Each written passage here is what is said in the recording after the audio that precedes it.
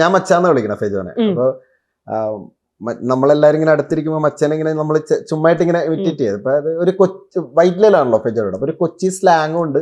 പിന്നെ മച്ച എപ്പോഴും പാടുമ്പോഴേക്ക് എന്നൊക്കെ പറഞ്ഞിട്ട് സാധനം പറയും. ഞാൻ ആദ്യം ഒരു റീല് മച്ചയുടെ പാടിയിട്ടുണ്ട്. അത് 1000 ഊറ എന്ന് പറഞ്ഞിട്ട് ഒരു ട്രെൻഡിങ് സോങ്.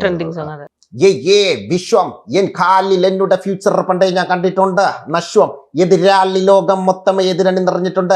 കെട്ടിപ്പിടിക്കുന്ന കരങ്ങളിൽ സ്നേഹം വെറുപ്പിന്റെ അങ്ങനെ ഓരിടുക. ഞാൻ ഇവിടെ തുടങ്ങുന്ന അടിയുടെ പൂരം കൊള്ളാൻ മൈൻഡിൽ പോരിടുക.